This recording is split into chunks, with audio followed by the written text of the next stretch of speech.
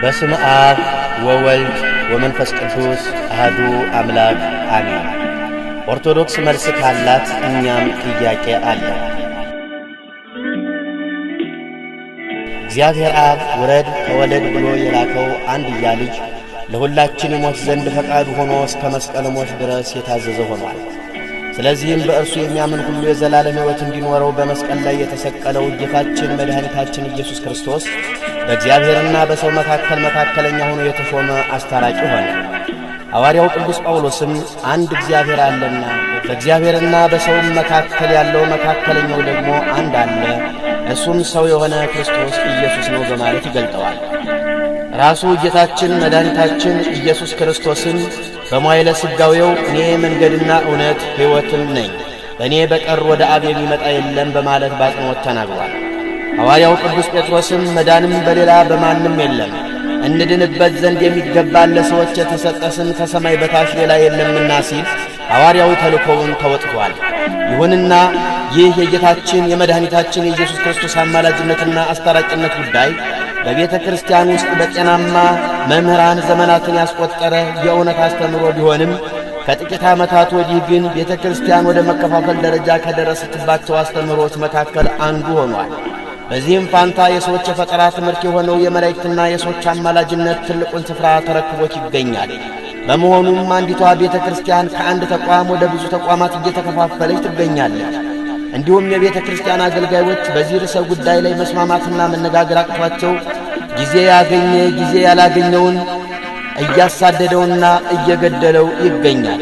በዛሬው መርሃ ግብራችንም መምህር ጽጌ ስጦታውና ሊቀ ጠበብት ዘሪሁን ሙላቱ ካደረጉት ውይይት ላይ ተነስቶ ሃይማኖት ጎግ ወይም ኦርቶዶክስ መልስ አላት በሚል ርዕስ በተዛባ ሁኔታ አንድም ሊቀ ጠበብት አንድም ዶክተር የሚል የማዕረግ ቅጽል ስም ቆልለው በያዙት በዘሪሁን ሙላቱ ለተዘጋጀው ቪሲዲ ካሴት ምላሽ መስጠት ሲሆን ኦርቶዶክስ መልስ ካላት እኛም ጥያቄ አለን የሚለውን ርዕስ መርጠናል።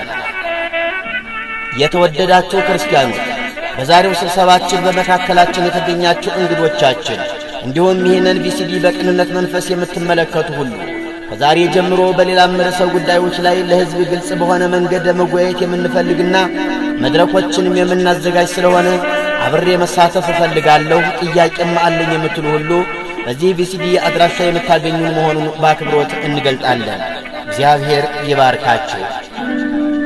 ዓላማችን አንደኛ፣ መጽሐፍ ቅዱስን ከብረዛ መጠበቅ። የመጽሐፍ ቅዱስን እውነትነት በመካድ ሐሳቡን በመቀየር በመጨመርም ሆነ በመቀነስ በቡድንና በተናጠል የተነሱትን መናፍቃን በእግዚአብሔር ቃል መከላከል። ሁለተኛ፣ ቤተ ክርስቲያንን ከሐሰተኛ አስተማሪዎች መጠበቅ። በአሁኑ ሰዓት በቤተ ክርስቲያን ውስጥ የተሰገሰጉ አበይትና ንዑሳን መናፍቃንን ቢቻል በእግዚአብሔር ቃል አስተምሮ መመለስ፣ ካልተቻለም ከቤተ ክርስቲያን መንጥሮና ለይቶ ማስወጣት። ሦስተኛ፣ የቤተ ክርስቲያን አገልጋዮችንና መሰሎቻቸውን በቃለ እግዚአብሔር ማስታጠቅ። እስካሁን ድረስም የሰለጠኑትን ሆነ ወደፊትም የሚሰለጥኑትን አገልጋዮች በብዙ መከራ ውስጥ እንዲያልፉና ዋጋ እየከፈሉ እንዲያገለግሉ በቃለ እግዚአብሔር ማስታጠቅ። አራተኛ፣ የጽሑፍና የካሴት አገልግሎት መስጠት። በአሁኑ ወቅት አዛውንቱም ሆነ ወጣቱ በእውቀት የበሰለና ለእውቀትም የተነሳሽነት ያለው በመሆኑ የሚነበቡ መጻሕፍትን፣ መጽሔቶችን፣ ጋዜጦችን፣ ትራክቶችን እንዲሁም ካሴቶችን እያዘጋጁ ማዳረስ። አምስተኛ፣ አብያተ ክርስቲያናትን ማስተባበር። አብያተ ክርስቲያናት ሁሉ እንደ እግዚአብሔር ቃል ልዩነትን በማጥበብ ጸብንና ክርክርን በማስወገድ ወደ አንድ ጣራ ስር እንዲሰበሰቡና ኅብረታቸውን እንዲያጠናክሩ የበኩሉን ግዴታ መወጣት። መልካም የሥራ ጊዜ። ከዚህ ካሴት ጋር እነዚህ መጻሕፍቶች በእጅዎ ቢኖሩ እጅግ መልካም ነው። በመምህር ጽጌ ስጦታው የተዘጋጁ ራእይንና ዓላማን ሰንቀው የያዙ በአንባቢያን ዘንድ ተወዳጅነትን ያተረፉ ወቅታዊ መጻሕፍት። አንደኛ፣ ይነጋል። ሁለተኛ፣ ባሕታዊ ሰይጣን በደብረ ሊባኖስ ገዳም። ሦስተኛ፣ ወጋገን። እነዚህ መጻሕፍቶች በገበያ ላይ ያገኟቸዋል። ገና ምን አይተው።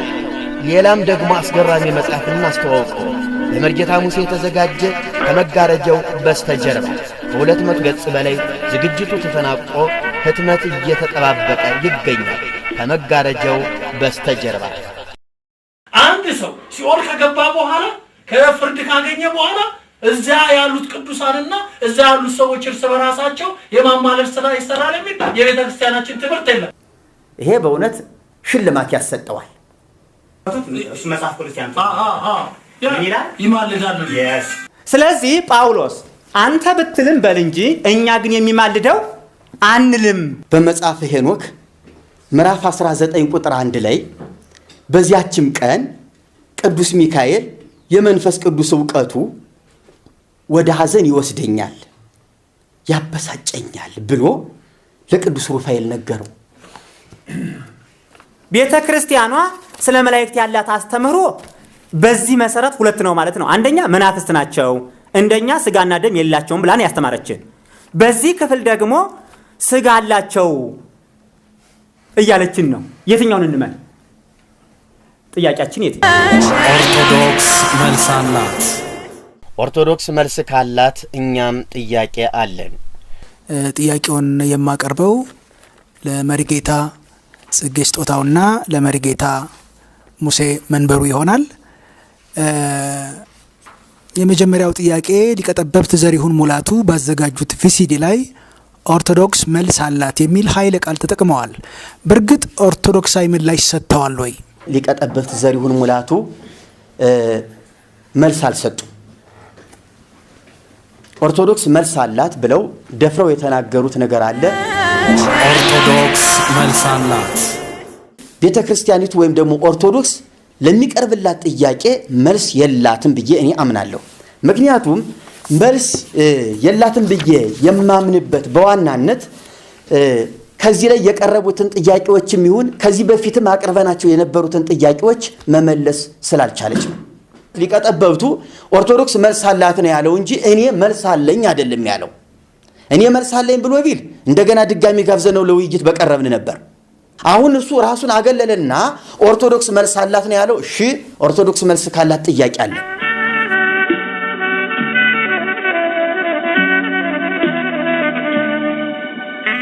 እስቲ ጥያቄያችንን ከ80 አሐዱ መጽሐፍ ቅዱስን ጀምር። ቤተ ክርስቲያኒቱ 66 መጽሐፍ ቅዱስ አይበቀኝም፣ ይህ ለኔ በቂ አይደለም፣ ወደ 80 አሐዱ ከፍ ማድረግ አለብኝ ብላ ከ66 ወደ 81 ከፍ አድርጋለች መጽሐፍ ቅዱሷን። ሁለት አይነት 80 አሐዱ መጽሐፍ ቅዱስ አዘጋጅታለች፣ በየጊዜው የታተመ ከዋናው የህይወታችን ምንጭ የህይወታችን መገኛ እግዚአብሔር በልጁ ፈልጎ ያገኘበት ዋና መርህ የሆነው ቃሉ 66 መጽሐፍ ቅዱስ ነው። የዓለም አቀፍ አብያተ ክርስቲያናት አጥንተው መርምረው ከመጀመሪያ ከ325 ዓመተ ምህረት ጀምሮ አንዲት ቤተክርስቲያን ስትጠቀምበት የነበረችው 66 መጽሐፍ ቅዱስ ነው። አሁን የብሉይ ኪዳን አዋልድ መጻሕፍትን በመጨመር ቤተክርስቲያኒቱ 80 አሐዱ አድርጋለች መጽሐፍ ቅዱስን። የብሉይ ኪዳንን አዋልድ መጻሕፍት በመጨመር የሐዲስ ኪዳንን አዋልድ ሳይጨምር ማለት ነው። ይህ መጽሐፍ ቅዱስ በብፁዕ ወቅዱስ አቡነ ተክለ ሃይማኖት ፓትርያርክ በደርግ ጊዜ የነበሩ ታስታውሱ እንደሆነ ቢጫ ለባሽ ቤተክርስቲያኒቱ ዋና አባት የነበሩ ባሕታዊ በእሳቸው ዘመነ ፕትርክና የታተመ 80 አሐዱ መጽሐፍ ቅዱስ ነው። ይህ 80 አሐዱ መጽሐፍ ቅዱስ ሲጻፍ እሳቸው መቅድሙን ጽፈዋል። በእሳቸው ዘመን የተጻፈ ለመሆኑ ለምን እንዳስፈለገ ምክንያታቸውን አስቀምጠዋል። ከዚህ ላይ ከታች ስማቸውን አስቀምጠዋል። መቀጥለን ወደ ሁለተኛው ገጽ ስንገባ የብሉይ ኪዳን መጻሕፍት ይልና የብሉይ ኪዳንን መጻሕፍት ይዘረዝራል። የብሉይ ኪዳኑን ትክክለኛዎቹን 39ን ከዘረዘረ በኋላ የብሉይ ኪዳን ሁለተኛ የቀኖና መጻሕፍት ብሎ ለብቻቸው ለቅሞ አውጥቶ ነው ያስቀመጣቸው። የብሉይ ኪዳን ሁለተኛ የቀኖና መጻሕፍት በቅንፍ እንደውም አንዳንድ ቦታ አፖክሪፋ ብሏቸዋል። እነዚህን የብሉይ ኪዳን ተጨማሪ መጻሕፍቶች ሳያሰባጥሩ ለብቻቸው በአንድ ላይ አስቀምጠው 80 አሐዱ መጽሐፍ ቅዱስ ብለው አሳትመዋል። 39 ይሄንን 27 የሐዲስ ኪዳን ቀጥለው ያሉትን ተጨማሪ መጻሕፍቶችን ብትጨምሯቸው ወደ 84 ከፍ ይላሉ። ለምን? ይሄ ሳያነጋግርም 81 ከሆነ በቁጥር መጉደል የለበትም። አንደኛ፣ ሁለተኛ፣ ሶስተኛ ተብሎ 81 መሙላት አለበት። ይሄ ተረፍ ነው፣ ይሄ ቅሪት ነው፣ ይሄ ተጨማሪ ነው፣ ይሄ እንደዚህ ነው ተብሎ የሚለካ አይደለም። ለምሳሌ ትንቢተ ኤርምያስን 1 ሰቆቃው ኤርምያስን ደግሞ 2 ብለን የቆጠርን እንጂ የኤርምያስ መጽሐፍ እስከሆነ ድረስ ዝም ብለን አንድ አድርገን እንጠራው ተብሎ አልተቆጠረም። ምክንያቱም ሁለቱ የየራሱ ዓላማ ስላለው የጳውሎስ መልእክታት ይህ ሁሉ አንድ ስለሆነ ጳውሎስ አንድ ብላችሁ ቁጠሩ ተብሎ አልተባለም። የየራሱ መልእክት ዓላማ ስላለው ምክንያት አለው። መጽሐፍ ቅዱስ 1 2 ተብሎ የሚቆጠርበት ምክንያት አለው። 80 አሐዱ ሲባልም በበቂ ምክንያት በአሳማኝ ምክንያት ስም ዝርዝሩ መታወቅ አለበት። ኦርቶዶክስ መልስ አላት። እሺ መልስ ካላት አሁንም ጥያቄ አለ። 80 አሐዱ አይደለም። እሺ ይሁን እንደተባለው 80 አሐዱ ይሁን ብለን እንቀበለው። ይህ 80 አሐዱ መጽሐፍ ቅዱስ ከታተመ በኋላ ከዚህ 66ቱ ምንም ልዩነት የሌለው ሆነ ማለት ምን ማለት ነው? ከተጨማሪዎቹ በስተቀር ሌላው ምንም ልዩነት የለው። ክርስቶስ ያማልዳል ነው ያማልዳል፣ ጠበቃ ነው ጠበቃ ነው፣ በቃ ምንም ልዩነት የለው። ግን አንዳንድ ቦታ ላይ ጎላ በማድረግ አስቀምጠዋል። ለምሳሌ ሽማግሌዎች የሚለው ቀሳውስት በሚለው ለመተካት ፊደሎቹን ጠቆር ባለ ቀለም አስቀምጠዋቸዋል። እነዚህን 80 አሐዱ መጽሐፍ ቅዱስ ያላችሁ ሰዎች ገለጥ አድርጋችሁ ብታዩ አንዳንድ ቦታ ላይ ጎላ ብለው የተጻፉ 3-4 መስመሮች ወይም አንድ አረፍተ ነገር ልታገኙ ትችላላችሁ። ልዩነት ያለ መሆኑን ያሳያል። ግን ያ ልዩነት በወንጌላውያን አብያተ ክርስቲያናትና በኦርቶዶክስ መካከል ልዩነት የሚያመጣ አይደለም፣ የቋንቋ ልዩነት ካልሆነ በስተቀር። 80 አሐዱ መጽሐፍ ቅዱስ ውስጥ 66ቱ የእግዚአብሔር ቃል ነው። ከ80 አሐዱ 66 ሲቀነስ 15 አይደለ? እነዚህ 66ቱ የእግዚአብሔር ቃል ናቸው። አብያተ ክርስቲያናት ምን የሚሉባቸው የሚጠቀሙባቸው መጻሕፍቶች ናቸው 66ቱ። 15ቱ ላይ ግን ችግር አለ ነው እያልን ያለ ነው። 15ቱ ላይ እንጂ ሙሉ 80 አሐዱ ላይ አይደለም። 66ቱ ላይ ችግር የለም። 66ቱ የእግዚአብሔር ቃል ናቸው። 66ቱ እስትንፋሰ እግዚአብሔር ናቸው። 15ቱ ግን እስትንፋሰ እግዚአብሔር ወይም ቃል እግዚአብሔር አይደሉም፣ ስህተት አለባቸው ነው እያልን ያለ ነው። 80 አሐዱን አንቀበልም ስንል እንደው ጠቅላላ 80 አሐዱን እንትን የማለት ጉዳይ አይደለም። በፕሮቴስታንቱና በኦርቶዶክስ ተዋሕዶ ቤተክርስቲያን መካከል ልዩነትን ያመጡት 66ቱ ሳይሆኑ 15ቱ ተጨማሪዎች ናቸው። ስለዚህ ፕሮቴስታንትንና ኦርቶዶክስን የሚለየው ስንት ነው ማለት ነው? 66ቱ ሳይሆን 15ቱ። ኦርቶዶክስ መልስ አላት። እሺ መልስ ካላት አሁንም ጥያቄ አለ። እስከ አቡነ ጳውሎስ ጊዜ በዚህ መጽሐፍ እየተጠቀመች ቆየችና 66ቱም ሳይቀር ማለት ነው 80 አሐዱ ለሁለተኛ ጊዜ ይታተም ሲባል እንደገና ሌላ ጭቅጭቅ ውስጥ ገቡ። ያ የነበረው ይታተም አይሆንም፣ ፕሮቴስታንቶቹ አስቸግረውናል። ለምን እንዴት አስቸገሯችሁ እንዴ? እዚህ የሚያማልዳል እዚህ የሚያማልዳል፣ ምንድነው ልዩነታችሁ አሉን። ስለዚህ ብዙ ኦርቶዶክስ አረ ልዩነት ያለውም እውነትም እያለ ወደ እነሱ ይዶብናልና የሆነ መላ መፈጠር አለበት ተባለ። እንግዲህ ህዝቡን ከፕሮቴስታንት ለመታደግ መጽሐፍ ቅዱስን መበረዝ የግድ አስፈላጊ ሆኖ ተገኘ ማለት ነው። ህዝብ እንደሚመቸው መጽሐፍ ቅዱስ ሊሆን አይችልም። ልንገራችሁ፣ ህዝብ ካልተመቸው ጥሎ ይሂድ እንዴ? ከተቻለ መስበክ ነው። ከተቻለ የእግዚአብሔር ቃል ትክክል እንደሆነ በነቢያት በሐዋርያት የተሰበከው የእውነት ቃል እንደሆነ መናገር ነው። ያ ካልተመቸው ግን ምንም ማድረግ አንችልም። ሊጠፋ የተዘጋጀ ህዝብ እስከሆነ ድረስ አይደለም እንዴ? ከዚህ ውጭ ሌላ ምንም አማራጭ የለም። ምን ይሻላል ታዲያ? ህዝብ ከምናጣ መጽሐፍ ቅዱስን ቃሉን እንቀይረው። ያማልዳልን፣ ይፈርዳል። እንደዚህ ሊሆን አይችልም። እንደዚህ አድርገው ነው ይህን መጽሐፍ ቅዱስ ያዘጋጁት። ኦርቶዶክስ መልስ አላት። ሊቀጠበብት ዘሪሁን መልስ አልሰጡንም፣ ኦርቶዶክስም መልስ አልሰጠችም። መልስ አላት ካሉ ሊቀጠበብቱ መልሳች ማን ነው? ጥያቄ አለን። በየትኛው 80 አሐዱ በተባለው መጽሐፍ ላይ እንመራ? የመጀመሪያው 80 አሐዱ የተባለው መጽሐፍ ቅዱስ ወይቷቀስ በእንቲአነ የሚለውን ስለኛ የሚማልደው ይላል። ሮሜ ምዕራፍ 8:34 ላይ ያለውን ማለት ነው። ሮሜ 8:34 ላይ አሁን አድምቼ ብትናረግ ይናገረዋል። ሮሜ 8:34 ላይ እንዲህ ይላል፣ እግዚአብሔር የመረጣቸው ማን ይከሳቸዋል? የሚያጸድቅ እግዚአብሔር ነው፣ የሚኮንንስ ማን ነው? የሞተው ይልቁንም ከሙታን የሚኮንነው ማን ነው እያለ ነው። ኮናኙ ማን ነው? የሞተው ከሙታን የተነሳው በእግዚአብሔር ቀኝ ያለው ደግሞ ስለኛ የሚማልደው ክርስቶስ ኢየሱስ ነው አለ። በ2000 ዓመተ ምህረት ላይ የተጻፈው ደግሞ ስለኛ የሚፈርደው ይላል። ስለዚህ ቤተ ክርስቲያኗ 2000 ዓመት ስትመራበት የነበረውን ቃል አሁን 2000 የዛሬ 4 ዓመት ማለት ነው የዛሬ 4 ዓመት ይፈርዳል ብላ ቀየረችው። ቤተ ክርስቲያኗ የምታምነው ይማልዳል ስለኛ የሚማልደው በሚለው ነበር የምታምነው ቤተ ክርስቲያኗ። የቤተ ክርስቲያን ልጆችኛ ይህን ጥያቄ ስናነሳ መጽሐፍ ቅዱስን ወደ መበረዝ ገቡ መሪዎች።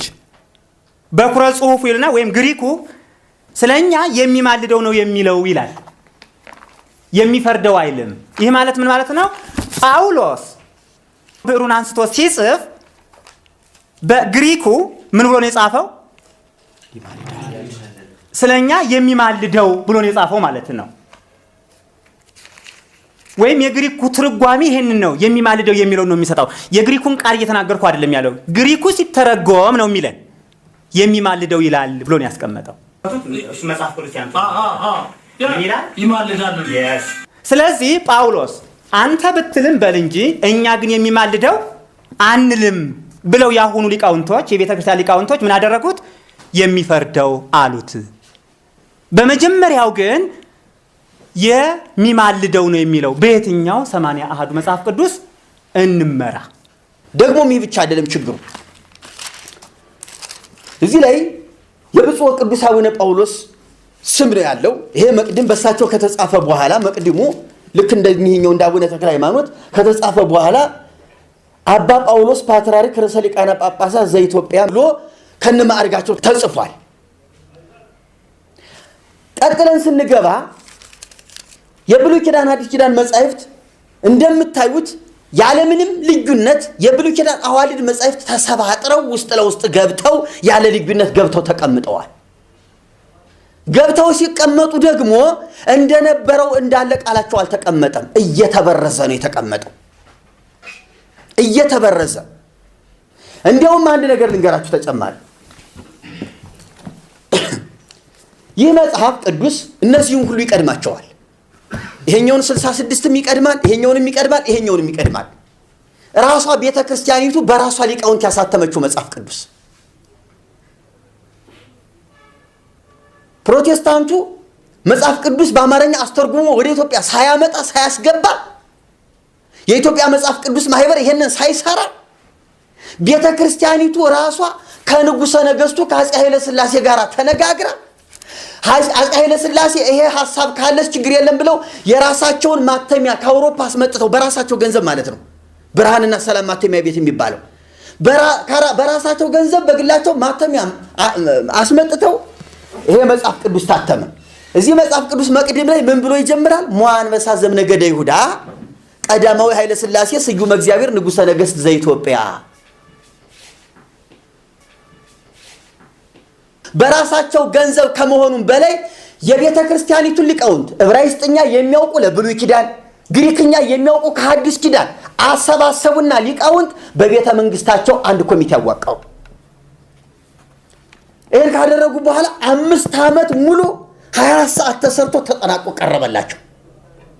ከዚያ በኋላ የጠላት ወራራ መጣና ሳይታተም ቀረ። እንደገና መጥተው ነው የታተመ የመጽሐፍ ቅዱስ። ስለዚህ እነዚህን ሁሉ መጽሐፍ ይቀድማል። ይሄ መጽሐፍ ቤተ ክርስቲያን በዚህ መጽሐፍ ስትመራ ነበር። ለምን ወደዚህ ብረዛ ውስጥ እንደገባች እንግዲህ የኛም ጥያቄ ነው። ኦርቶዶክስ መልስ አላት ለተባለው አሁን ጥያቄያችን ሆኖብናል ለኛ። ይሄ ነገር የሁላችን ጥያቄ ሊሆን ይገባል። የብሉይ ኪዳን ተጨማሪ የተባሉት ተጨማሪ ተብለው ለብቻቸው ነበር የተቀመጡት በመጀመሪያው መጽሐፍ ቅዱስ ማለት ነው። አሁንም የቤተ ክርስቲያን ልጆች እኛንና እኛን የሚመስሉት በሚጠይቁት ጥያቄ መሰረት ግራ ስለተጋቡ እናደባልቅባቸውና ግራ እናጋባቸው እየተባለ ነው። አይሆንም፣ በእጃችን አለ። አስቀድሞ እጃችን ላይ የሰጠን እግዚአብሔር የተባረከ ይሁን። ለልጆቻችን እናስቀምጠዋለን። ስህተትን ምን ለማለት ከእውነት እንዲለዩበት፣ ቤተ ክርስቲያኗ ተጨማሪ ብላ ነበር የያዘቻቸው። አሁን ግን ተጨማሪ የሚለውን አነሱት። ለምን? ፊትስ ለምን ተጨማሪ የሚለውን ጨመረች? አሁን ደግሞ ለምን ደባለቀች? ይሄ ትክክለኛ የሆነውን ጥያቄ ላለመመለስ ቤተ ክርስቲያኗ የወሰደችው እርምጃ ነው። ኦርቶዶክስ መልስ አላት። እሺ መልስ ካላት አሁንም ጥያቄ አለ።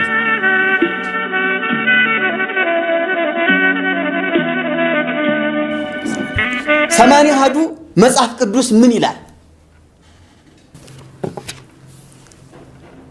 በቃየል መንገድ አትሂድ፣ እርሱም በሴት ቀንቶ ወንድሙን ገደለው ይላል። አንደኛ መቃብያን ምዕራፍ 23 ቁጥር 1 እስከ 2 ላንብላችሁ ደግሞ ይሄኛውን የሚለውን። ደግሞም ወንድሙን አቤልን ወለደች ይላል ሔዋን። አቤልም በግ ጠባቂ ነበረ፣ ቃየንም ምድርን የሚያርስ ነበረ። ከብዙ ቀን በኋላ ቃየን ከምድር ፍሬ ለእግዚአብሔር መስዋዕትን አቀረበ፣ አቤልም ደግሞ ከበጎቹ በኩራትን ከስው አቀረበ። እግዚአብሔርም ወደ አቤልና ወደ መስዋዕቱ ተመለከተ፣ ወደ ቃየንና ወደ መስዋዕቱ ግን አልተመለከተም። ቃየንም እጅግ ተናደደ፣ ፊቱም ጠቆረ። እግዚአብሔርም ቃየንን አለው፣ ለምን ተናደድህ? ለምንስ ፊትህ ጠቆረ? መልካም ብታደርግ ፊትህ የሚበራ አይደለምን? መልካም ባታደርግ ግን ኃጢአት በደጅ ታደባለች፣ ፈቃዷም ወደ አንተ ነው። አንተ ግን በእርሷ ንገስባት። ቃየንም ወንድሙን አቤልን ና ወደ ሜዳ እንሂድ አለው። በሜዳም ላይ ቃየን በወንድሙ በአቤል ላይ ተነሳበት፣ ገደለው ይላል ዘፍጥረት 4:2 እስከ 8። አሁን ከመስዋዕት ጋር በተያያዘ ሁኔታ በስንፍና ባቀረበው መስዋዕት ሁኔታ እግዚአብሔር ወደ ቃየልና ወደ መስዋዕቱ አልተመለከተም። ወደ አቤልና ወደ መስዋዕቱ እግዚአብሔር ሲመለከት ቀና። ቅናቱ ይሄ ነው፣ ጠቡ ይሄ ነው። ወንድሙን ወደ ሜዳ ውስጥ የገደለበት ምክንያት ይሄ ነው። በሴት ቀንቶ ገደለው የሚል ታሪክ በፍጹም የለም። ግን ይህን ያህል ልዩነት አለ። ተመልከቱ። አቤልን የገደለው በሴት ምክንያት ነው ቃየል የሚል ይሄ ተጨማሪ አምጥቷል። መቃብያን 23 ከቁጥር 1 እስከ 2 ያለው ዕብራውያን ላይ ያለው እንደዚህ ይላል። አቤል ከቃየል ይልቅ የሚበልጥ መስዋዕትን ለእግዚአብሔር በእምነት አቀረበ። ቃየል አቤል ላይ የተነሳው ለእግዚአብሔር ባለው በመሰጠቱ ነው፣ በሚስት ጉዳይ አይደለም። አቤል በግ ጠባቂ ነበረ፣ ቃየል ገበሬ ነበረ።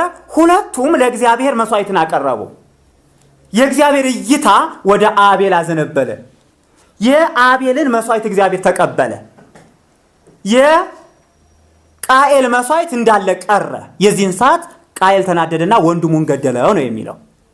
ለዚህ ማስረጃ የሚለውን ላሳያችሁ። ስለ ሴት አይልም። አንደኛ ዮሐንስ መልእክት ላይ እንደዚህ ይላል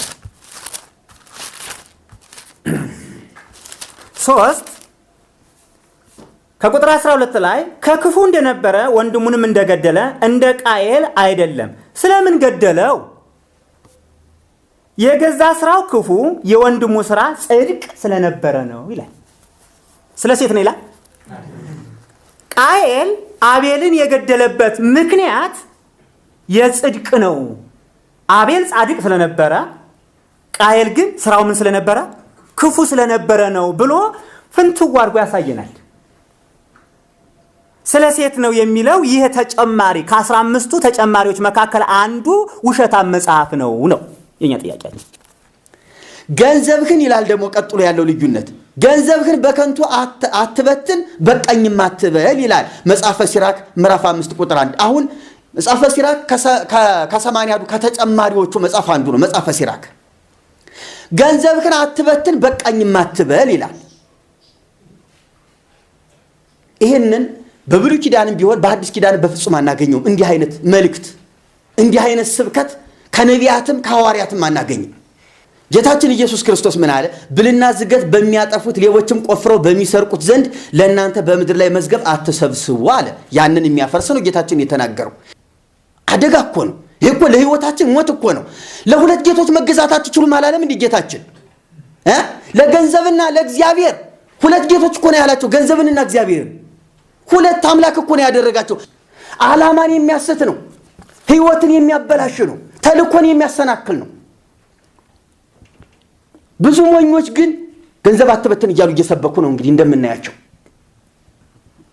ገንዘብን በቃኝ አትበል የሚለውን ልናገር። መጽሐፍ ቅዱስ ሲናገር እንደዚህ ይላል፣ ገንዘብን መውደድ የክፋት ሁሉ ስር ነው። አንዳንዶች ይህንን ሲመኙ ከሃይማኖት ተሳስተው በብዙ ስቃይ ራሳቸውን ወጉ ይላል። አንደኛ ጢሞቴዎስ ምዕራፍ 6 ቁጥር 10 ላይ።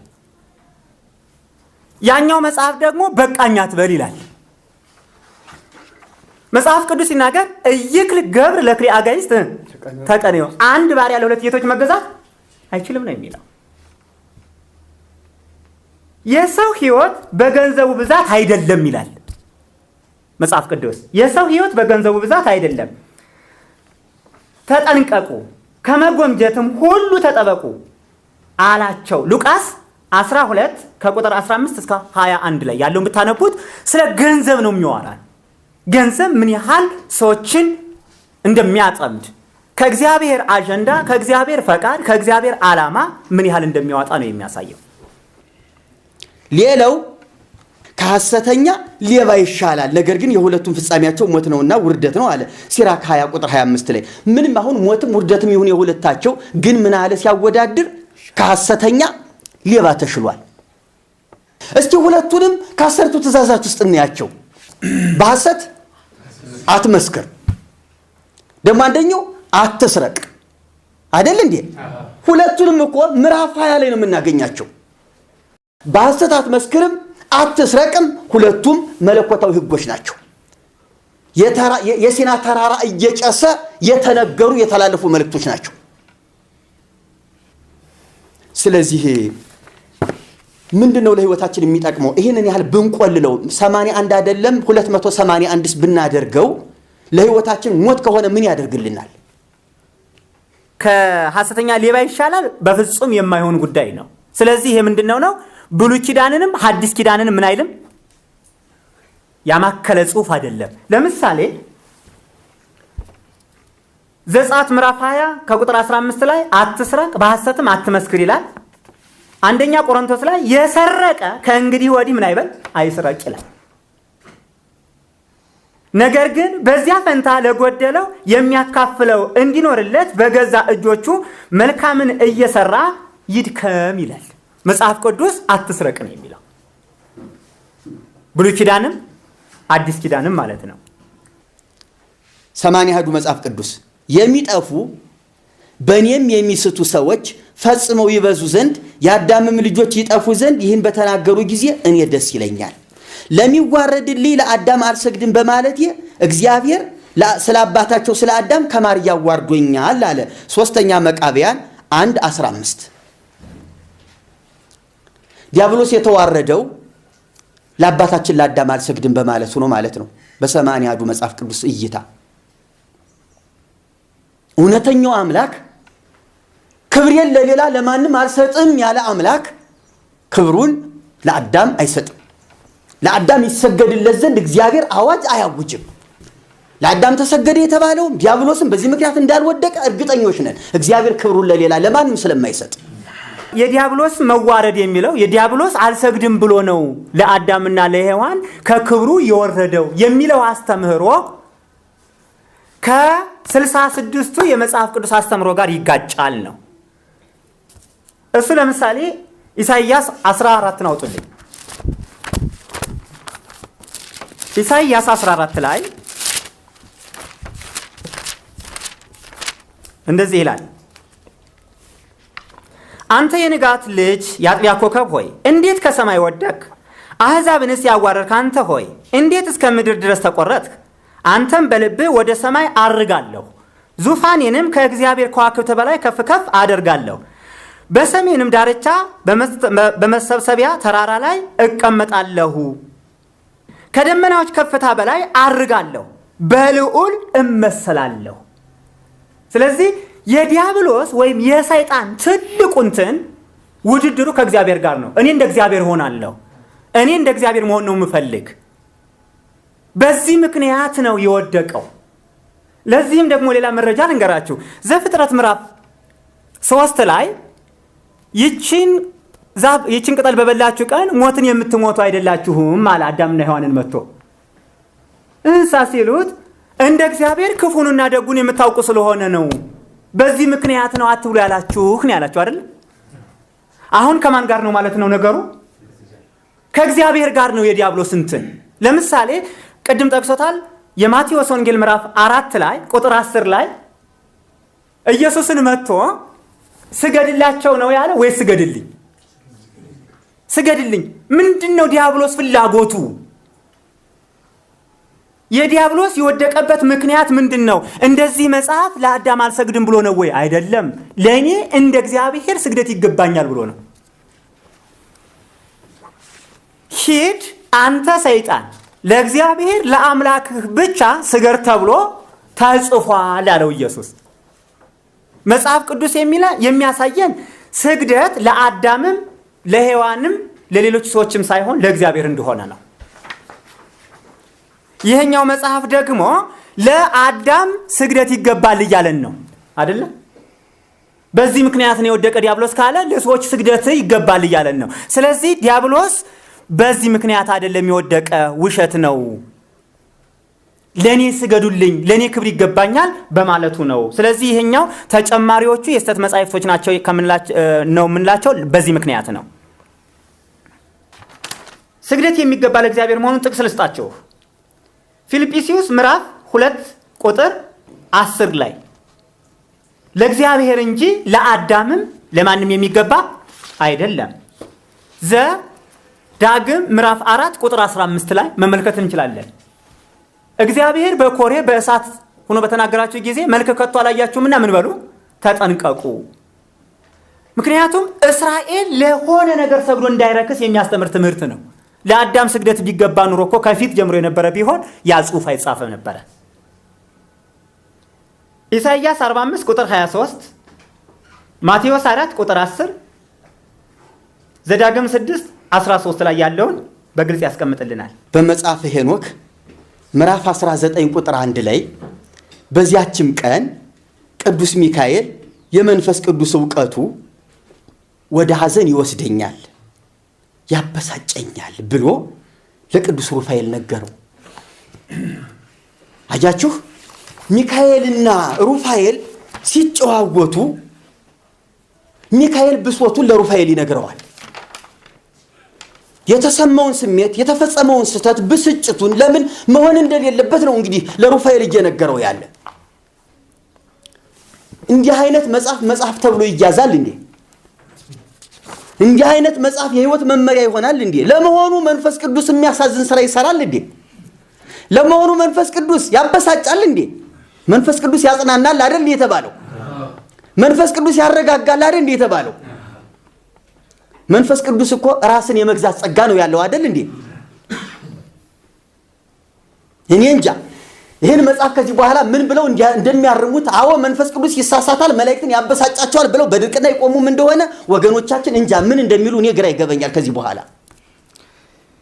በዚያች ቀን ቅዱስ ሚካኤል የመንፈስ ቅዱስ ዕውቀቱ ወደ ሐዘን ይወስደኛል ያበሳጫኛል የሚለውን መርጌታ ጽጌ እንዳለው እሺ፣ በዚህ መጽሐፍ ሄኖክ 19 ቁጥር 1 ላይ ያለውን ይዘን ብንሄድ ቅዱስ ሚካኤል ከዲያብሎስ በምን ይለያል? ቅዱስ ያሰኘዋል እንዴ? መንፈስ ቅዱስ እኮ እግዚአብሔር ነው። ስለዚህ የእግዚአብሔር ዕውቀቱ የእግዚአብሔር ጥበቡ ያናድደኛል ካለ ሚካኤል ከዲያብሎስ በምን ሊለይ ነው? ይህ ክፍል ሚካኤልን አያከብርም አይደለም? ሚካኤልን የሚያከብር ክፍል አይደለም። የሚካኤልን ስም የሆነ ነገር የቀባ ነው ወይም ጠላሸት ቀብቶታል። ሚካኤል ያላለውን እንዳለ አድርጓል። ሚካኤል ቅዱስ ነው ማለት ነው የእግዚአብሔርን ሐሳብ ብቻ የሚያደርግ መልአክ ነው። ለዚህ ነው ቅዱስ ያሰኘው። ስለዚህ ይሄ መጽሐፍ ቅዱስ ሚካኤልና ሩፋኤልን ምን አድርጓቸዋል? ሐሜተኞች፣ ማንን የሚያሙ?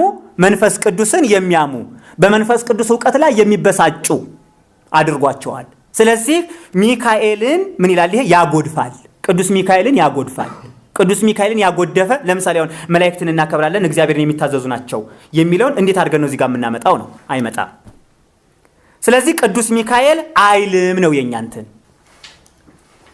መንፈስ ቅዱስን የሰደበ ኃጢአቱ አይሰረይለትም ይላል። ቅዱስ ሚካኤል ተሰርዮለት ነው ይህን ተናግሮ እስካሁን ቅዱስ የተባለው። ስለዚህ መጽሐፈ ሄኖክ ቁጥር 19 አንድ ላይ ያለውን ቃል ቤተ ክርስቲያኗ እንድትመለከተውና እርማት እንድትወስድበት ነው። አይ ቅዱስ ሚካኤል አዎ ተሳድቧል ካለ ታስቀጥለው። እኛ ግን ቅዱስ ሚካኤል ማንን አልተሳደበም? መንፈስ ቅዱስን አልተሳደበም። ቅዱስ ያሰኘው ያ ነው ብለን ነው የምናምነው ነው። የአዳም ልጆች በዓለሙ ሁሉ ይበዙ ዘንድ በጀመሩ ጊዜ እንዲህ ሆነ፣ ሴቶች ልጆች ተወለዱላቸው። የእግዚአብሔርን መላእክት በዚህ ኢዮቤልዩ በአንዲት ዓመት እነዚህን አዩአቸው። እነዚያ ላዩአቸው መልከ መልካሞች ናቸውና ከመረጧቸው ሁሉ ሚስት ሊሆኗቸው አገቧቸው፣ ወንዶች ልጆችንም ወለዱላቸው። እነዚህም ራእይት ናቸው ይላል መጽሐፈ ኩፋሌ 6:9 መጽሐፈ ኩፋሌ 6:9። አሁን ዘፍጥረት ምዕራፍ 6 ላይ የእግዚአብሔር ልጆችም የሰዎች ሴቶች ልጆችን ተመለከቱ ነው የሚለው። የእግዚአብሔር ልጆች ነው የሚል እንጂ መላእክት አይልም። አይደለም እንዴ? ዘፍጥረት 6 ላይ እንዲህም ሆነ ሰዎች በምድር ላይ መብዛት በጀመሩ ጊዜ ሴቶች ልጆች ተወለዱላቸው። የእግዚአብሔር ልጆችም የሰውን ሴቶች ልጆች መልከ መልካሞች እንደሆኑ አዩ፣ ከመረጧቸውም ሁሉ ሚስቶችን ለራሳቸው ወሰዱ ነው የሚለው። የእግዚአብሔር ልጆች የሰውን ሴቶች ልጆች። አሁን የእግዚአብሔር ልጆች ያለውን መላእክት አድርጎ መውሰድ መተርጎም ይቻላል ወይ? ወደ እግዚአብሔር የእግዚአብሔር ልጆች የሚለውን ቃል ወደ መላእክት ማስጠጋት እኮ አደጋ አለው። ምክንያቱም አደጋው ምንድነው? መላእክት ሚስት አገቡ፣ ሚስቶችን ወሰዱ ስለሚል። መላእክት ደግሞ መናፍስት ናቸው። ይህች ሴት በሰማይ ለማን ትሆናለች ተባለ አይደል? ኢየሱስ ይህች ሴት ሰባቱም አግብተዋታልና በሰማይ ለማን ትሆናለች ሲሉት በሰማይማ ማግባት መጋባት መውለድ የለም፣ ሁሉም እንደማን ይሆናሉ? እንደ እግዚአብሔር መላእክት ይሆናሉ ነው ያለው። እንደ እግዚአብሔር መላእክት ይሆናሉ ማለት እንግዲህ መውለድ መዋለድ ማግባት የለም ማለት ነው እንዴ? መላእክት መናፍስት ከሆኑ ሴት ወንድ ብሎስ መጥራት ይቻላል ወይ? እንዲያው መጻሕፍቶቻችን መጽሐፍ ቅዱስን ስንመለከተው በጾታ በወንድ ጾታ ይጠራቸዋል እንጂ መላእክት ወንዶች ሆነው ነው ወይ? ወንድ ካለ እኮ ሴት መላእክት መኖር አለበት። ወንድ መላእክት ብቻ መፈጠር የለበትም። ጾታ ካለ ስሜት አለ ማለት ነው። በመዋለድም መባዛት አለ ማለት ነው። እንደዚያ ግን አይደለም። መጽሐፍ ቅዱስ ሲነግረን መላእክት መናፍስት ናቸው፣ የማይዋለዱ ናቸው፣ መናፍስት ናቸው። ደግሞም የመጽሐፍ ቅዱስ ምሁራን እንደሚናገሩትም በእውነትም ደግሞ እንደሆነው በቁጥር አንድ ጊዜ የተፈጠሩ ከቁጥር በሞት የማይጎድሉ የማይቀንሱ በመዋለድም የማይጨምሩ ናቸው። እውነት ውሸት? እውነት ነው። በመዋለድ ቁጥር አይጨምሩ፣ በመሞትም አይቀንሱ። መላእክት እንዲህ ናቸው። የመላእክት ጋብቻ ኩፋሌ 6:9 ላይ ያለው የአዳም ልጆች በዓለሙ ሁሉ ይበዙ ዘንድ በጀመሩ ጊዜ እንዲህ ሆነ፣ ሴቶች ልጆች ተወለዱላቸው። የእግዚአብሔር መላእክትም በዚህ ኢዮቤልዩ በአንዲት ዓመት እነዚህን አዩአቸው፣ እነዚያ ላዩአቸው መልከ መልካሞች ናቸውና ይልና ከመረጧቸው ሁሉ ሚስት ሊሆኗቸው አገቧቸው፣ ወንዶች ልጆችንም ወለዱላቸው፣ እነዚህም ራእይት ናቸው ይላል ኩፋሌ 6:9 ላይ። ቀጥሎ ያለው ስለ ልቦናቸው ትዕቢት ያስታቸው ዘንድ አዳምጡ፣ ያስታቸው ዘንድ ሕጉንና ትእዛዙንም ይጠብቁ እንደሆነና ይፈትናቸው ዘንድ እግዚአብሔር ጥንቱን የሰው ሥጋ ፈጥሮላቸዋልና ይላል። ለማን? ለመላእክት። ቤተ ክርስቲያኗ ስለ መላእክት ያላት አስተምህሮ በዚህ መሰረት ሁለት ነው ማለት ነው። አንደኛ መናፍስት ናቸው፣ እንደኛ ስጋና ደም የላቸውም ብላን ያስተማረችን። በዚህ ክፍል ደግሞ ስጋ አላቸው እያለችን ነው። የትኛውን እንመን? ጥያቄያችን ይሄ ነው። የትኛውን እንመን? መላእክት ስጋ አላቸው? እስኪ ድምጻችሁን ከፍ አድርጋችሁ ተናገሩ። አላቸው? ሁለት አይነት ትምህርት አይሆንባትም ወይ? ዕብራውያን 1 ላይ እንሄድ። ስለ መላእክትም መላእክቱን መናፍስት አገልጋዮችንም የእሳት ነበልባል የሚያደርግ ይላል። ኢየሱስ ክርስቶስ አንድ ጊዜ በባህር ላይ ሲመጣ ሐዋርያት መንፈስ ያዩ መሰላቸውና ፈሩ ይላል። መርከብ ውስጥ ነው። ኢየሱስ ክርስቶስ ምን አላቸው? ከትንሣኤው በኋላ ለመንፈስ ስጋና አጥንት የለውም። ምን እያላቸው ነው? እኔ ግን ስጋና ደም አለኝ፣ ይሄው የሚዳሰስ ነገር አለኝ፣ የሚጨበጥ ነገር አለኝ፣ መዳሰስ ትችላላችሁ ብሎ ስጋና ደም እንዳለው መላእክት ግን ስጋና ደም እንደሌላቸው በግልጽ አስተምሯል ኢየሱስ። እዚህ ጋር መናፍስት መንፈስ ማለት እኮ የማይያዝ የማይጨበጥ ማለት ነው። መላእክት ከቁሳዊ አካል ጋር ምንም አይነት ግንኙነት የላቸውም። ምን ማለት ነው? የሚጨበጥ የሚዳሰስ አካል የላቸውም። ስለዚህ ቤተ ክርስቲያኗ ትክክለኛው አስተምህሯ የትኛው ነው? በመላእክት ጋብቻ አስታምናለች ወይ? በሰማይ እንደ መላእክት ይሆናሉ፣ አያገቡም፣ አይጋቡም። ስለዚህ የጋብቻ ስርዓት በሰማይ የለም፣ ጾታዊ ነገር በመላእክት ዘንድ የለም ብሎ ኢየሱስ ክርስቶስ አስተምሯል። ስለዚህ ቤተ ክርስቲያኗ በየትኛው ነው የምታምነው? ሁለቱንም አስተምራናለች ወይም ደግሞ ሁለቱም በመጽሐፍቱ በዚህ በተጨማሪው መጽሐፍ ላይ አለ ነው። ኦርቶዶክስ መልስ አላት። እሺ መልስ ካላት አሁንም ጥያቄ አለ።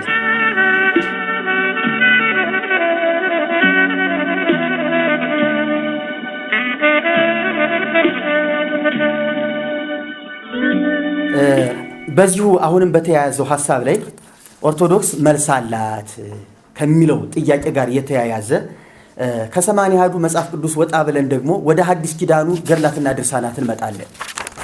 ወደ ሐዲስ ኪዳናቱ ገድላትና ድርሳናት መጻሕፍት ስንመጣ እውነት ለመናገር ሊቃውንት መክረው ተሰብስበው አይተው ገምግመው ይህ ትክክለኛ የቅዱሱ ታሪክ ነው፣ ይህ ትክክለኛ የመላኩ ታሪክ ነው ብለው ትክክለኛ ጥናት አጥንተው መረጃ አቅርበው ወስነው ያሳለፉትም አይደለም። ማንም ሰው ከመቃብር ቤት ተቀምጦ የእመቤት የፍቅር እንደሳት አቃጠለኝ፣ የክርስቶስ ሰምራ ፍቅር እንደው ልቤን እንደሳት አነደደው፣ ስለሷ ምን ልሁን አይነት ስሜት የገቡ ሰዎች የጻፉት ነው። መጀመሪያውኑ አጻጻፋቸው ጀምሮ እስከ አካሄዳቸው ድረስ የተበታተነ ነገር ነው፣ የተሰበሰበ ነገር የላቸውም፣ ያልተገመገሙ መጻሕፍቶች ናቸው። ስለዚህ ጻፍኩ የጻፍኩትን ጽፌያለሁ ብሎ ነው አንድ ሰው ጀመረ ጨርሶ ትቶት ቁጭ የሚለው። በስመ አብ ብሎ ይጀምራል፣ ለዓለም ዓለም ብሎ ይጨርሳል። አሁን ቤተ ክርስቲያኒቱ እንደዛም ሆኖ የመጡት የብራና መጻሕፍቶችን ወደ አማርኛ ተርጉማ ግማሽ ግዕዝ ግማሽ አማርኛ እያደረገች ብዙ ድርሳናትና ገድላትን ጽፋለች። እነዚያም ደግሞ ለምዕመናን መማፀኛ ከክፉ መናፍስ መጠበቂያ ይሆኗቸው ዘንድ ነው ብለው መግቢያው ላይ ያስቀምጡልናል። እሺ አንዳንዶቹን እናንሳ በጥቂቱ። ቅዱሳን ከሚባሉት በዋነኝነት ሰማያውያን መላእክት ቅዱሳን መላእክት ናቸው። ለነሱም ድርሳናት አሏቸው። ድርሳናቱ የሚገርማችሁ ነገር እያንዳንዱ መልአክ የየወር ድርሳን ነው ያለው፣ የየቀን የለው። ለምሳሌ ሚካኤልን መጽሐፉን ብታዩት ይህ ድርሳነ ሚካኤል በ12 ወር የተለካ ነው። የህዳር የታይሳስ የህዳር 12 የህዳር ዝም ብሎ ከ1 እስከ 30 እንዳይመስላችሁ። የህዳር 12 ቀን ብቻ፣ የታይሳስ 12 ቀን ብቻ፣ የጥር 12 ቀን ብቻ፣ በየወሩ 12 ቀን ብቻ የመዘገበ ታሪክ ነው። እንግዲህ ሚካኤል አሁን በቤተ ክርስቲያኒቱ አካሄድ ሚካኤል ታምር ያደረገው ወይም ከእግዚአብሔር የተላከው በዓመት 12 ጊዜ ብቻ፣ ለዚያውም ደግሞ ቀኖቹ 12 ሳይለቁ። ሚካኤል በየቀኑ ሊላክ ይችላል፣ በየሰዓቱ ሊላክ ይችላል፣ በየደቂቃውም ሊላክ ይችላል። ስለዚህ ድርሳነ ሚካኤል በእንደዚህ አይነት ገብርኤልም ሩፋኤልም ሌሎችም መላእክት እንደዚሁ ናቸው። ለምሳሌ ድርሳነ ሚካኤል ላይ ገጽ 32 እስከ ገጽ 40 የሚናገረው ነገር አለ። ሚካኤል ክንፉን ወደ ሲኦል አንድ ግራ ክንፉን እንዲህ ይዘረጋል። ግራ ክንፉን ወደ ሲኦል ሲዘረጋ ሲኦል ውስጥ ያሉ ነፍሳት እገሌና እገሌ ሳይባሉ ግፍፍ ብለው አንድ ጊዜ በሚካኤል ክንፍ ላይ ይሰፍራሉ። ያንን ይዞ ይወጣል። ይመለስና ቀኝ ክንፉን ደግሞ እንደገና በዚህ በኩል ይዘረጋዋል። ያንን ሲዘረጋ አሁንም ከሥላሴ በስተቀር ቁጥራቸውን ማንም የማያውቃቸው እልፍ አእላፍ ኃጥአን የነበሩ ጻድቃን ሆነው በሚካኤል ክንፍ ይወጣሉ በየወሩ። በተለይ ህዳር ላይ የህዳር ሚካኤል በጣም ትልቁ በዓል ነው የሚካኤል ተብሎ ነው የሚታሰበው። በዚህ እንዲህ ያደረገ ሚካኤል በየወሩ በየዓመቱ ዳርም እንዲህ ያደረገ ነፍሳትን ከስላሴ በስተቀር ቁጥራቸውን ፍጥሩ የማያውቃቸው እንግዲህ ሲኦል ውስጥ ምንም ነፍሳት የለም ማለት ነው። በዚህ ስሌት ብንሄድ ሚካኤል ያመነ የተጠመቀ አይመርጥም። እዚያ ውስጥ ሲገባ ዝም ብሎ ናፍሶ የሚያወጣው እድል ያገኘ እንደምንም ብቻ ዘሎ ከሚካኤል ክንፍ ማረፍ ነው። ደግሞ መናፍስት ናቸው። ነፍሳት ደግሞ እንግዲህ እንደፈለገ ተንጠላጥለው መውጣት የሚችሉበት አቅም አላቸው። እንደ ስጋ ግዝፈት የላቸው።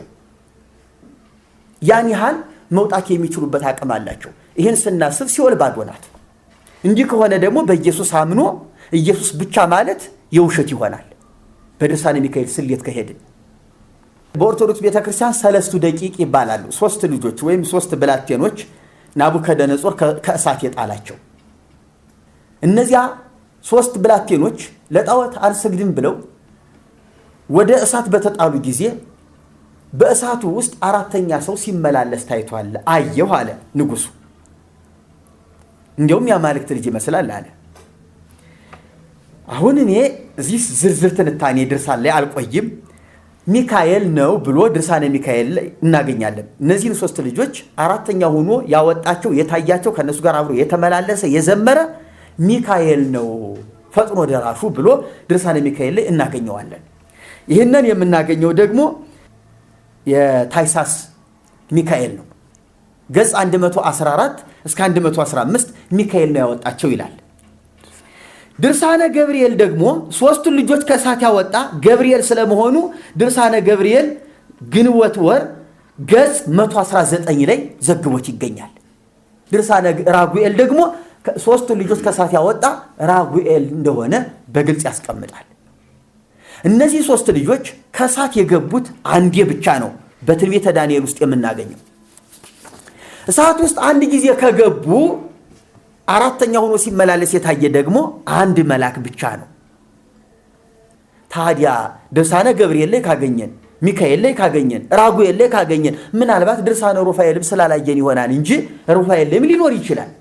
ለዚህ ነው ሁሉም በየመቃብሩ ተኝቶ የሚካኤል ፍቅር አነደደኝ እያለ የገብርኤል ፍቅር አነደደኝ እያለ የየራሱን የሚጽፈውና ለስህተት ተጋላጭ ናቸው ብሎ ሐመረ ተዋሂዶ ራሱ የማኅበረ ቅዱሳን መጽሔት እንዲህ አለው። እንዲህ አይነቱን ክፍተትም ስላዩ ነው እነሱ ራሳቸው። የትኛው መልአክ ነው እነዚህ ልጆች ከእሳት ያወጣ? የትኛው ድርሳነ ሚካኤል ነው መታረም ያለበት? ድርሳነ ገብርኤል ነው ወይስ ራጉኤል ነው መታረም ያለበት? የትኛው ነው?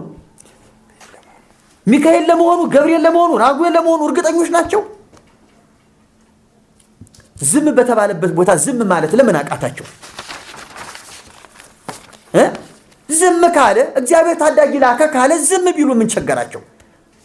ስለዚህ እንዲህ አይነት ችግሮች አሉ በየድርሳናቱ ስንመለከት። ሌላው ደግሞ ጥምቀት ስንመለከት መቼም በኦርቶዶክስ ቤተክርስቲያን ስለ ጥምቀት በጣም ጥንቃቄ የተሞላበት ትኩረት አለ። አንድ ሰው የሚጠመቀው አንድ ጊዜ ነው። ሴት በ80 ቀኗ ወንድ በ40 ቀኑ ጥምቀት ይከናወናል። ክርስቶስ ሰምራ ግን በጾም በጸሎት በቅድስና የኖረች እናት ናት ብለው ነው የሚያምኗት። ስለዚህ የክርስቲያን ቤተሰብ ናት፣ የቅዱሳን ወላጆች ናት፣ ከቅዱሳን ቤተሰብ የተወለደች ናት። ይህች እናት በምንኩስና በጾም በጸሎት የኖረች እግዚአብሔርን የምትፈራ እንዲሁም ሚካኤል ጠባቂ ይሁንሽ ተብሎ ሚካኤል የተሾመላት እናት ናት። በገድለ ክርስቶስ ሰምራ መሰረት እንደዚህ ተብሏል። ግን ጣና ባህር ውስጥ ገብታ እየጸለየች ባለችበት ጊዜ ሙሴ፣ ኤልያስ፣ ዮሐንስ መጥምቅ ሆነው ከሰማይ መጡ። ለምን መጣችሁ አለቻቸው። ልናጠምቅሽ። እንግዲህ በ80 ቀኗ የተጠመቀች ሴት ለምን ካረጀሽ በኋላ እንደገና ድጋሚ ሰማያውያን ሰዎች ለዚያውም በሰማይ ያሉ ሰዎች መጥተው እንዳጠመቋት ግልጽ አይደለም። እውነት ለመናገር የጥምቀትን አካሄድ ከንቱ የሚያደርግ አስተምሮ ነው እዚህ ላይ ያለው። ለአንዲት ሴት ለግሏ የሆነ ነገር ነው ተብሎ የሚቸል የሚባል ጉዳይ አይደለም። ገድሉ ላይ እንዲህ አይነት ስህተት ተፈጽሟል። በምድር ካህናት ጠፍተው እንዳንል ካህናት ሞልተዋል። አይ ቅዱሳን ስለሆን የኛ ጥምቀት የተለየ ነው ማለት ደግሞ ችግር ነው። ጻድቅም ይሁን ኃጢአተኛ ካህን አገልጋይ ካጠመቀ የሚያጠምቀው በአብ በወልድ በመንፈስ ቅዱስ ስም እስከሆነ ድረስ ጥምቀቱ ተቀባይነት ሊኖረው ይገባል። ቅዱስ ሰው ፈልገን መቼም ከቅዱስ ሰው መጠመቅ አንችልም። እኛ አገልጋይ መሆኑን አምነን ነው የምንጠመቀው እንጂ አንተ ጻድቅ ነህ አንተ ኃጢአተኛ ነህ ብለን አይደለም። ስርዓቱን መፈጸም ነው ከኛ የሚጠበቀው። ክርስቶስ ሰምራ ግን እንደዚህ አይነት የጥምቀት ስርዓት ተከናውኖላታል። ይሄ ለኛ ጥያቄያችን ነው። ጥያቄያችን ይያዝልን ብለን ለኦርቶዶክስ መልስ አላት ጥያቄ እናቀርባለን። ሌላው ዲያብሎስን ለማስታረቅ ያደረገችው ሙከራ ምንም ባይሳካ እንደው እንደ ሰውኛ ጥሩ ነበረ። ስታስበው እያንዳንዱ ሰው እያማለዱ ከማዳን እድሜ ልክ የዘላለም ስራ ይዞ ከስላሴ ፊት ባክህ እያሉ ከአፊት እየሄዱ እየተንበረከኩ እድሜ ልክ ከማልቀስ አንድ ጊዜ ዲያብሎስን አስታርቆ ገላግሌ በቃ ቁጭ ማለት ይሻል ነበር። ይሄን ሐሳብ ያዘች ሄደችና እንግዲህ በገድሏ መሰረት ነው ሄደችና እንደው ጌታዬ አንድ ነገር ልለምንህ። ምን? ዲያብሎስን ማርልኝ። ፈገግ አለና አይ ወዳጄ ይሄን ልመና ካንቺ በፊት የነበሩ ካንቺ በኋላም የሚነሱ አልለመኑኝም። እሺ ካለሽስ እሺ ሂጂ አላት። ሚካኤል እስቲ ተከተላት ለማንኛውም አለ። ወዚያ የሚፈጠረውን ችግር እንደው ሁኔታው ይኖራልና እስቲ ሚካኤል ተከተላት አለው። ሚካኤል የቁጣ ሰይፉን መዘዘና ከበስተኋላ ሂጂ አላት። ሄደችና ከሲኦል በር ላይ ቆመችና ሳጥናኤል አለችው። ድምፅ ሰማ። ና ከፈጣሪህ ላስታርቅህ ብዬ እየጠራሁህ ነው። እኔ ክርስቶስ ሰምራ እኔ በኃጥአን ላይ ነግሼ በኖርሁበት በቀድሞ ስሜ ሳጥናኤል እያለ የሚጠራኝ ማን ነው ብሎ ሲል እኔ ክርስቶስ ሰምራ ነኝ አለችው። አንቺንማ ከቦታሽ ከስፍራሽ ብመጣ ድል ነስተሽ አባረርሽኝ፣ ደግሞ ጭራሽ ከስፍራ የመተሽ ትጠሪኝ ጀመር አለና እንዲህ በሰንሰለት እንደታሰረ እንዲያው እንዲህ አለና ሳብ ቢያደርጋት ሲኦል ገባች። ሚካኤል ዘራፍ አለና ተከታትሎ ገባ። ሲገቡ ሁለቱም ክርስቶስ ሰምራ ሚካኤልም ሲገቡ ሲኦል እንዳለ ብርሃን ሆነች። ያ ጨለማ ተወገደ። አንተም ቢካልህ የተቀመጥክባቸውን በሙሉ አሉና እንደው ሁሉንም ልቅምቅምቅምቅም አድርገው ይዘዋቸው ወደ ፈጣሪያቸው። ወዳጄ ክርስቶስ ሰምራ ሰይጣን እንድላደረግሽው ብሎ ደስ ብሎት ጌታም ተቀበላትና በይ እነዚህ ልጆች ሁኑሽ ይዘሻቸው ወደ ርስትሽ ግቢ ብሎ ሸኛት ይባላል። አሁን አስቡ፣ ይሄ ኢየሱስ ክርስቶስ ወደ መስቀል ከመምጣቱ ይልቅ በአንድ ፊቱ መጀመሪያውን ይሄ ሐሳብ ጠፍቶት ነው እንዴ እሱ መስቀል ላይ የደረሰው? እሱ በመስቀል የተሰቀለው ያን ያህል መከራ የተቀበለው ዲያብሎስን ታርቆ የሰው ልጅን መማር አቅቶት ነው? መላእክት ደግሞ ከወደቁ ንስሐ እንደሌላቸው የታወቀ ነው። እግዚአብሔር ለእርቅ እነሱን እንደማይደራደር የታወቀ ነው። የማይሆን ነገር በየድርሳናቱ እየተወራ ነው፣ በየገድላቱ እየተሰበከ ነው ያለው። መርጌታ ጽጌ እንደዚህ ጋር ሊቀ ጠበብት ዘሪሁን እንደዚህ ብለው ነበረ። ቅዱሳን ከሞቱ በኋላ አንድ ሰው ከተፈረደበት በኋላ ቅዱሳን ወደ ሲኦል ሄደው ነፍሳት አያዋጡም፣ አያማልዱም፣ የማማለድ ስራ የለም በዛ ብሏል ሊቀ ጠበብቱ ብሏል። ይሄ አያፈርስበትም ወይ? አንድ ሰው ሲኦል ከገባ በኋላ ከፍርድ ካገኘ በኋላ እዛ ያሉት ቅዱሳንና እዛ ያሉት ሰዎች እርስ በራሳቸው የማማለድ ስራ ይሰራል የሚል የቤተ ክርስቲያናችን ትምህርት የለም። ከእግዚአብሔር ፍርድ በላይ ነው። ከፍርድ በኋላ ቅዱሳን ሰዎች ኃጢአተኞችን ከሲኦል ያወጣሉ ብሎ እንደማሰብ ነው። ፍርድ ከተሰጠ በኋላ መለኮታዊ ውሳኔ ከተላለፈ በኋላ በአንድ ኃጢአተኛ ሰው ላይ ማንም ጻድቅ ያንን ሰው አማልዶ ከሲኦል ሊያወጣው አይችልም። እንዲህ አይነት ትምህርትን በቤተ ክርስቲያናችን የለም ብሎ ደምድሟል። ይሄ በእውነት ሽልማት ያሰጠዋል። ይሄን ጉዳይ ግን ቤተ ክርስቲያኒቱ ስለማትቀበለው ከዘሪሁን ጋራ ከፍተኛ ጠብ ይፈጠራል ብለን እንሰጋለን። በሰማይ አያማልዱም ያልኩት ተሳስቼ ነው ማሩኝ ብሎ ቤተ ክርስቲያኒቱን ይቅርታ ካልጠየቀ ከነጽጌ ወገነ ተብሎ መባረሩ የማይቀር ነው። እዚህ ጋር አሁንም ልጨምርና በወቅቱ ሊቀ ጠበብት ዘሪሁን ይሄን በመናገራቸው ከኛ ስለመሰሉ እናመሰግናለን። እኛም የምንለው ምንድነው? አንድ ሰው ከተፈረደበት በኋላ ጻድቅ የተባለ ሰው ሂዶ ከሲኦል ማውጣት አይችልም። ሊቀ ጠበብት ዘሪሁን የሚባሉት ሰው ገድለ ክርስቶስን ሰምራ ብቻ ሳይሆን ድርሳነ ሚካኤልን ብቻም ሳይሆን ገድለ ተክለ ሃይማኖትን የማያምኑ። ለምሳሌ እንደዚህ ይላል ገጽ 9 አሁንም ቁጥር 2 ላይ ምን ይላል? እስመ ኩሎሙ ዘአይረፉ ነፍሳት ዘይሰመዩ ሃይማኖታውያን እመኒ ጻድቃን ወእመኒ ኃጥአን ዘሞቱ። ትርጉሙን ላነበው። ምንድን ነው የሚለው? የኃጥኡ ነፍስ ተክለ ሃይማኖትን ባየች ጊዜ አባቴ ተክለ ሃይማኖት ብላ ትጠራዋለች። ክቡር አባታችን በዚች ነፍስ ጥቂት በጎ ስራ ባገኘባት ጊዜ ከፍርድ በኋላ ማለት ነው ስሙን በመጥራት ዝክሩን በመዘከር ቢሆን ቃል ኪዳን እንደተቀበለ ወደ ፈጣሪው አመልክቶ መንግስተ ሰማይ ያግባታል፣ ተመለሽ ይላታል ማለት ነው። እና ሊቀ ጠበብቱ ገድለ ተክለ ሃይማኖትን አያምኑም ወይ አላነበቡትም ወይም አልተቀበሉትም። ስለዚህ እንደኛ ታድሶ ናቸዋ። እሱን ቤተ ክርስቲያን ተወሰን።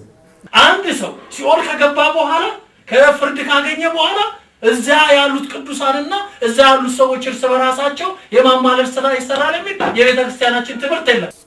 ነፍሳትን ከሲኦል የማውጣት ነገር በየገድላቱ በእያንዳንዱ ገድል አለ። በየወሩም በየዓመቱም በየባላቸው ቀን ይሄን ልማድ በየገድላቱ አለ።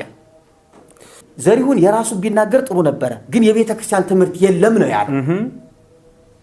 የቤተ ክርስቲያን እንዲህ አይነት ትምህርት ከሌለ ለምን እኛ እንባረራለን? ለምን እኛ እንሰደዳለን? ጥያቄያችን ሊሆን ይገባል። ዘሪሁን ይሄ የኔ ጥያቄ ነው ካለ ለምን የቤተ ክርስቲያን አድርጎ አቀረበው? ቤተ ክርስቲያን የወከለችውን ያህል ሆኖ እየተናገረ ነው ያለውና ይሄ ምናልባት ጥያቄው ለእርሱ ቢከብደውም እኛ ግን የቤተ ክርስቲያኒቱ ጥያቄ ማቅረባችን አልቀረም። ኦርቶዶክስ መልስ አላት። ልብ በሉ። በሰውና በእግዚአብሔር ዝክሩን ያልዘከረ ቃሉን ያልጠበቀ ከርስቱ ከመንግስተ ሰማያት የተለየ ይሆናል። ክርስቲያን ወይም ጻድቅም ኃጥም ቢሆን የሞቱ ሰዎች ነፍስ ሁሉ ከክቡር አባታችን ከተክለ ሃይማኖት ዘንድ ሳይደርሱ አይወስዷቸውም።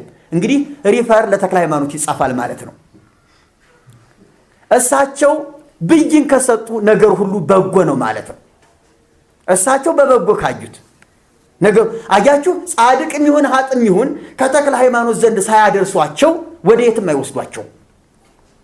ይሄ ምን ማለት ነው? የክርስቶስን ስፍራ መካከለኝነትን ለአንድ ሰው የመስጠት አደጋ ነው። ይሄ ከወንጌል ጋር ፈጽሞ ጸር ነው፣ ጠላት ነው፣ ጸረ ወንጌልነት ነው። ጻድቁን ማክበር በእንደዚህ አይነት መንገድ አይደለም። ቅድም መርጌታ ሲል ነበረ እነ ሚካኤልን ማክበር፣ እነ ሚካኤልን ቅዱስ ማለት በእንደዚህ አይነት ስሜት አይደለም። በዮሐንስ ወንጌል የተቀመጡትን ዋና ዋና ርዕሶች ለተክለ ሃይማኖት ተሰጥቷቸዋል። ይህ መማፀኛችን፣ ይህ አስተማሪያችን፣ ይህ መድኃኒታችን፣ ይህ አለኝታችን፣ ይህ ነፃ አድራጊያችን፣ ይህ የመንግስተ ሰማያት ፈለማችን፣ ይህ በታረዝን ጊዜ ልብሳችን፣ ይህ በተራብን ጊዜ እውነተኛ ምግባችን፣ ይህ በተጠማን ጊዜ የህይወት መጠጣችን፣ ይህ በደከምን ጊዜ ምርኩዛችን። እነዚህ ቃላቶች እኮ በቀጥታ ከወንጌል ጋር የተያያዙ የክርስቶስ ናቸው። አላብራራቸውም። እኔ አላብራራም። እነዚህን ቃላቶች ከክርስቶስ ውጪ ለሌላ የሚገቡ ናቸው የሚል ካለ ጸረ ክርስቶስነት ካልሆነ በስተቀር አይኑን ያፈጠጠ ምንም ሌላ ተልኮ አለው ብዬ እኔ አላምንም። የተክለ ሃይማኖት መንግስተ ሰማያት ነው ያለው ወይስ የእግዚአብሔር መንግስተ ሰማያት? የምንወርሰው የትኛው መንግስት ነው? እዚህ ጋር የሚለው ገላትያ ላይ ያለው እንዳልነበው ልጆችም ስለሆናችሁ እግዚአብሔር አባት ብሎ የሚጮህ የልጁን መንፈስ በልባችሁ ውስጥ ላከ።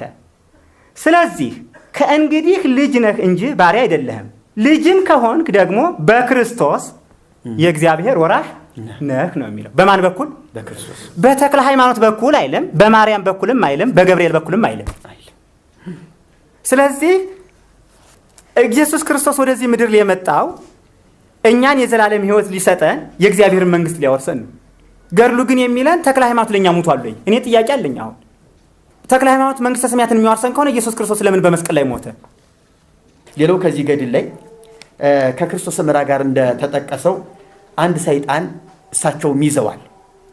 ወሰዱና አመንኩሰው ጥሩ ባህታዊ አድርገው እግዚአብሔርን የሚፈራ መነኮሳቱን ደስ የሚያሰኝ አገልጋይ ሆኖ ሞቶ መንግስተ ሰማያት እስኪገባ እንደውም ገዝረው ነው የሚለው። አላጠመቁትም። እንደውም የሚገርማችሁ ነገር አጥምቀው እንኳን አይልም ገድሉ ላይ ገዝረው። ወንድ ሰይጣን ነው። ወንድ ሰይጣን ነው። ጾታው እንግዲህ እዚህ ላይ እየተረጋገጠ ነው። ገዝረው አመንኩሰው ሞቶ መንግስተ ሰማያት እስኪገባ ድረስ መነኮሳቱን እያገለገለ ኖረ። ስሙንም ክርስቶስ ሐረዮ ክርስቶስ የመረጠው ብለው ሰይመው አኖሩት ይላል። እንግዲህ ተችሏል። በየገድላቱ ሰይጣናትን በተናጠልም እንደዚሁ ዋናውን ቢቢልም ከታች ያለው ሰራዊቱ ግን እያመለጠ ነው ማለት ነው። እንግዲህ አሁን የሰይጣን ቤተክርስቲያን ሰርተንለት ጽላት ቀርጸንለት ሁሉ ነገር አዘጋጅተንለት እባክህ አማልደን ብንለው ሊያማልደን የሚችል ቅዱስ ሰይጣን ፈጥረናል ማለት ነው። አዎ ከተለወጠ እግዚአብሔርን ሲያገለግል ከኖረ ሞቶ መንግስተ ሰማያት እስኪገባ ድረስ ያን ያህል ተጋድሎ ካደረገ ከኛ ከነተክልዬ የሚያንስበት ምን ምክንያት አለው? የተክልዬ ልጅ ሆኖ እዚህ ላይ እግዚአብሔር ቃል እንጥቀስና ያመኑትንም እነዚህ ምልክቶች ይከተሏቸዋል፣ እጆቻቸውን በድዌዎች ላይ ይጭናሉ፣ በስሜም አጋንንትን ያዋጣሉ ይላል። ሂዳችሁ የእግዚአብሔር መንግስት ቀርባለች ብላችሁ ስበኩ፣ ድዌዎችን ፈውሱ፣ ለምጻሞችን አንጹ፣ አጋንንትን ምን በሉ አስወጡ። ተክለ ሃይማኖት ግን ገዘሩ፣ መንግስተ ሰማያት አስገቡ ይላል። ይህንን ገድለ ተክለ ሃይማኖትን በየትኛው መጽሐፍ ቅዱስ እንዳኘው እንዴት አድርገን ከመጽሐፍ ቅዱስ ጋር እናያይዘው? ምክንያቱም የሰላም አምላክ እርሱ ሰይጣንን ከእግራችሁ በታች ይቀጠቅጠዋል ነው አይደል የሚለው? ሰይጣን እንደ መብረቅ ሲወድቅ አየሁት ይልና እዛው ክፍል ላይ ኢየሱስ ደስ እንደተሰኘ ያሳያል። በስምህ አጋንንት ሳይቀር ታዘዙልን ምን ማለት ነው? ወጡ ብሎ ነው። ተክለ ሃይማኖት ግን ለቀም እያደረገ ብዙዎችን አሰጣ። ለምንድን ነው የኢትዮጵያን ሰይጣን እንደው አጥምቆ ያልጨረሰልን? አንድ ሰይጣን ብቻ ለምን አደረጉት? ደግሞ እኮ ከዛ ሁሉ እንትን አንድ ሰይጣን ብቻ ነው አጠመቁ። ይሄስ እንዴት ይሄዳል? አንዱን ማባረር አንዱን ማጥመቅ። የተጠሩ ብዙዎች የተመረጡ ጥቂቶች እንደሚለው ጥቅስ እንሄድና ምናልባት ከዚያ ሁሉ የተረገሙ እርጉማን አጋንንት አምልጦ አፈንግጦ የወጣ አንድ ተገኘ ማለት ነው። በነገራችን ላይ አባ ጊዮርጊስ የጋስጨውም የድንጋይ ወፍጮ አሸክመው ወደ ገዳማቸው ወስደዋል። አንድ ሰይጣን ይዘው የተክለ ሃይማኖት ደቀ መዝሙር አባ ዜና ማርቆስ የተባለው መዚህ ሰሜን ሸዋ ውስጥ አንድ ሰይጣን አጽድቆ አመንኩሶ አጽድቋል። ገድሉ ላይ አለ። እንግዲህ የተቻላቸውን ያህል እየሞከሩ ነው። ስለዚህ ተክለ ሃይማኖትና እንደዚህ መነኮሳት የአጋንንቶችን ታድሶ እያደረጉ ነው ማለት ነው። በነገራችን ላይ ልክ ነህ። እነዚህ የዳኑ ሰይጣናት ወደ ጓደኞቻቸው ሄደው ቢሰብኩ ጥሩ ነበረ። አሁን ገና መጣህልኝ። ግን ይኸውልህ እንደማይሆን አሁን ጌታችን አንድ ነገር ተናግሯል። በፍርድ ቀን ኃጥአንን በግራው ጻድቃንን በቀኙ አድርጎ የተፈረደባቸውን ኃጢአተኞች ሰዎች ለሰይጣንና ለመላእክቱ ወደ ተዘጋጀ ነው የሚለው። እንግዲህ ገሃነመ እሳት ለሰው ልጆች አልተዘጋጀም፣ ለአጋንንት ግን ተዘጋጅቷል ማለት ነው። ስለዚህ በምንም ተአምር ከገሃነም ውጪ ለአጋንንት መንግስተ ሰማያት አልተዘጋጀም። የመጽሐፍ ቅዱስ ቃል ልጥቀስ። አሁንም ሁለተኛ ጴጥሮስ ምዕራፍ 2 ላይ ከቁጥር 4 ላይ እንደዚህ ይላል፣ እግዚአብሔር ኃጢአት ላደረጉ መላእክት ሳይራራላቸው የሚለው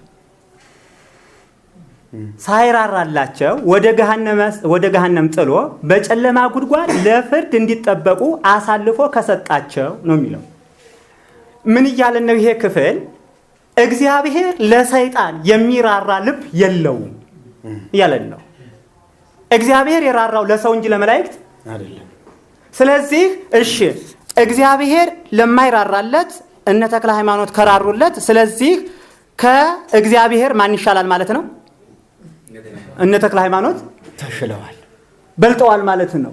ተሽለዋል። ምክንያቱም ለመላእክት ለዚህ ለወደቀው ሰይጣን እየራሩለት ነው።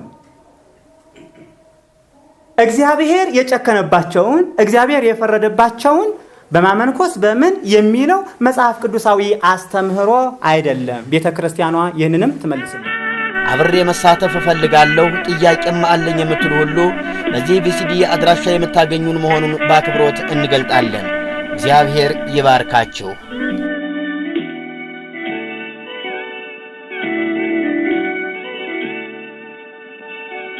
ኢየሱስን ተቀብያለሁ ያለውና መርጌታ ነኝም እያለ እያጭበረበረ ያለው ሙሴ መንበሩ ነው።